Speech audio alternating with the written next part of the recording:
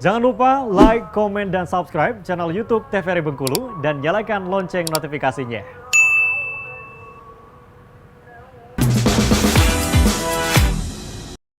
Balik lagi di Opini Obrolan Pas di sini. Pemirsa masih bersama dengan Ibu Dela di sini. Ibu Dela belum bosan kan di depan aku? Oh belum dong. Belum ya, masih Karena aman ya. ngobrolin seperti ini asik ya, Mbak? Betul, asik sekali. Kayaknya juga ngerasa kurang sih. Besok kita tambah lagi. Besok ditambah lagi. Nah, ini tadi kan udah bahas bagaimana sih di pilkada sebenarnya. Iya, Itu kan iya, cepet banget. betul. Belum lagi kalau yang berdebat cekcok itu Iya, gimana? bener. Awalnya tuh kayak gimana gitu. Belum lagi suasana kan juga harus Suasana digambarkan. betul. Jadi fokus itu yang pertama. Fokus untuk mendengarkan moderator ngomong apa, paslon ngomong apa. Oke. Karena kalau misalnya mungkin teman-teman kalau ngeliat dari TV itu kan fokus ke ini ya, tapi suasana di situ tuh riuh banget loh Mbak sebenarnya Iya, gitu kan. Karena setiap tim kan bawa tim pendukung ini kan Iya. mengore-ngore lah gitu kan. Nah, terus ada beberapa juga yang agak panas gitu. Jadi saya tetap berbicara bahwa fokus saya adalah ke sana. Jadi dan tidak boleh mendukung satu paslon. Iya. Misalnya nih kayak saya nih karena orang kota, pemilihan debat wali kota, debat gubernur, walaupun mungkin saya punya dukungan 1 2 gitu atau 1 2 3 4 5 gitu kan, tapi kan saya tidak boleh memihak. Iya. Iya Nah, kalau ini kan? kayak gimana? Iya, jadi apapun yang dibicarakan sama paslon itu apa adanya diucapkan. Harus diucapkan. Walaupun mungkin tendensinya saya sudah ada pilihan nih mau yang ini, saya mau bagus-bagusin deh. Iya, biasa kan ada paslon A misalnya gitu. Oh, enggak, kalau sebagai bisa JBI tetap ya. enggak. Jadi apa yang diucapkan itu yang diisyaratkan. Oh, Gitu. Tidak boleh ditambahkan, tidak boleh juga dikurangi, tapi diambil esensinya. Apa kata-kata yang penting yang harus disampaikan dari paslon ini untuk kita sampaikan kepada masyarakat. Oh gitu. Ini kalau misalnya di pojok itu aku selalu lihat yang kayak gini, bergebur ya. Oh, kayak gini, ya, tepuk tangan. Tepuk tangan ya. Gitu aja yang aku selalu lihat. Itu tandanya tepuk tangan. Ciri khas banget ya. Ciri khas ya. Kadang-kadang suka kadang-kadang silakan beri semangat. Iya. Paslon gitu kan mereka bertepuk tangan ya saya ikutan juga gini-gini aja. Kayak gitu. Itu yang paling aku hafal sih. Itu tandanya tepuk tangan gitu. Tandanya tepuk tangan. Tapi gitu. apa sih suka dukanya sebagai JBI? Sukanya banyak, tentu aja kalau banyak itu adalah saya sangat suka untuk mengedukasi ke masyarakat luas mengenai teman-teman disabilitas. Karena saya ingin merubah stereotip itu. Ini curhat nih Mbak. Ya, apa Jadi dulu ketika saya suka, ya kadang kita ngobrol ya, suka ditanya, Mbak pekerjaannya apa? Kayak gitu ya. Iya. Terus saya bilang, saya guru apa? Guru TK, bukan saya guru SLB, saya ditertawain Mbak. Kenapa? Ya itu makanya saya juga heran. Kenapa saya sebagai guru SLB? Hebat loh. Jadi mereka ya karena dulu stereotip SLB itu kan seperti itu. Kok mau-maunya sih ngajar anak-anak yang kayak gitu kan? Tidak ada anak lain. Kayak gitu ya, kayak nggak ada anak-anak lain yang bisa diajar. Nah dari situ saya punya pikiran bahwa saya harus mengedukasi masyarakat bahwa dengan cara saya sendiri bahwa mereka tuh nggak berbeda. Nah jadi dengan adanya kesempatan seperti sekarang juga di setiap berita di televisi JBI itu selalu ada gitu kan. Betul. Nah itu membuka mata masyarakat bahwa mereka itu sama. Mereka tuh punya hak yang sama di segala bidang gitu. Mereka punya hak yang sama. Jadi ketika saya ditawarkan jadi JBI, Mbak Dela mau jadi JBI? Oh mau. Dengan senang hati saya mau karena saya juga membantu teman-teman tuli untuk menentukan hak pilih. Iya. Mereka punya hak pilih gitu. Jadi mereka jangan sampai salah. Gitu kan, jadi mereka harus tahu ini ngobrolin apa, visi misi mereka apa, kerja mereka apa, ada tidak yang memihak untuk mereka, ya kan, ada tidak yang sedikit saja mungkin menyentuh dunia mereka gitu dari yang diobrolin gitu. Nah itu hal yang menurut saya harus saya sampaikan dan itu menjadi wadah saya, itu sukanya saya dan menjadi wadah saya untuk mengajak mereka untuk lihat lah ya sama-sama kita nonton. Gitu. Kalau dukanya pulangnya malam Mbak. Saya selama debat pilkada paling cepat sampai rumah itu jam 1 malam. Selesainya jam berapa? Selesainya udah jam berapa? Bayangin kalau paslonnya kayak kemarin wali kota sampai 5. Semua satu-satu ngomong ya kan kayak gitu. Iya. Jadi ya dukanya kalau saya sih hanya itu aja. Saya pulangnya selama pilkada nih hampir 1 bulan ini saya jadi JBI, saya pulangnya larut malam terus. Ya harap maklum aja Ya, saya di rumah ya. di rumah ya gitu. Bahwa ya ini membantu. Dukanya hanya itu sih gitu. Kalau senengnya ya senang ketemu sama masyarakat luas, saya bisa membantu teman-teman tuli gitu. Itu. Kalau dukanya hanya itu sih, nggak ada duka lain kalau buat saya. Karena pulang tidak terbiasa kan, pulang sampai jam 1 malam. Jam 1 malam itu baru sampai rumah Mbak, belum beberes ya. Belum yang lain-lainnya. Iya.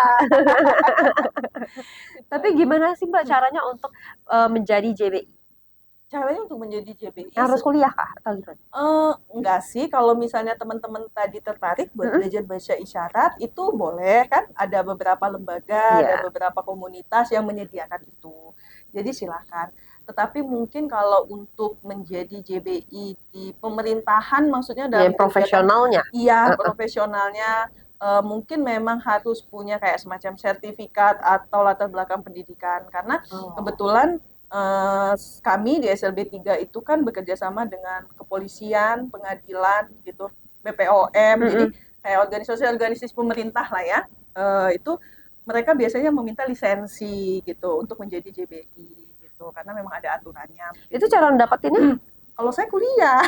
Memang harus kuliah kah? Ada kuliah dan mungkin ada, saya kurang tahu juga sih kalau sekarang apakah ada sudah ada tempat khusus yang bisa mengeluarkan lisensi itu atau apa. Setahu saya sejauh ini belum ada. Tapi kalau nggak tahu, kalau saya yang kurang update ilmunya ya, itu setahu saya selama ini belum ada. Tapi kalau untuk jadi juru bahasa isyarat di kegiatan-kegiatan yang lain, saya rasa tidak butuh lisensi khusus kok. Yang penting tahu dan punya kosakata bahasa isyarat yang banyak. Oh iya. Karena kita tidak akan tahu apa yang diucapkan. Iya, betul. Gitu. Pokoknya memang harus terus belajar aja. Kalau memang mau ya belajar gitu ya. Tapi kalau anak-anak atau orang yang memiliki latar belakang tunarungu, itu bisa mereka menjadi JBI?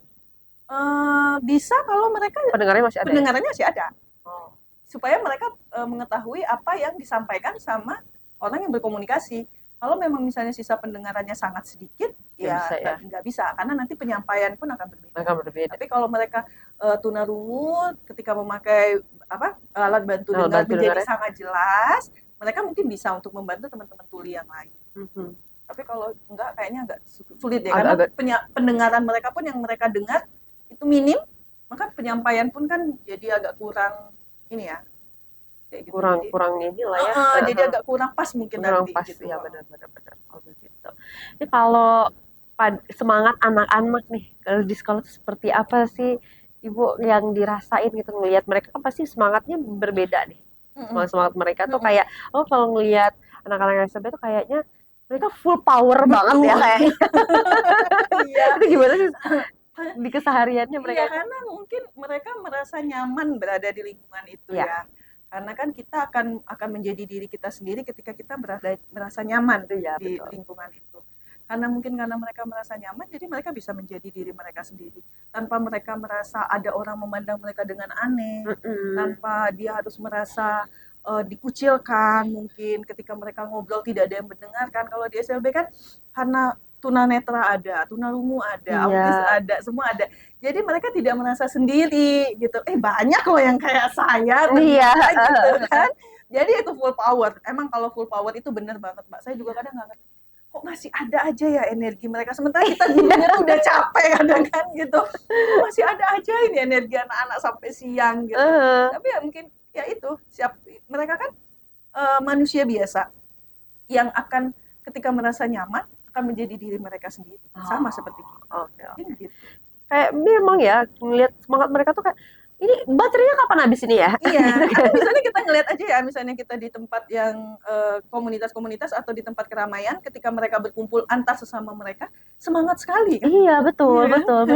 Ya aku pernah lihat tuh kayak di tempat makan gitu kan, mereka lagi kumpul. Itu kayak seru banget, tapi kok aku bodoh sekali, aku nggak mengerti gitu. Rasanya gitu. Jadi penasaran. Iya. Ngomongin apa sih? Ya betul. Gitu.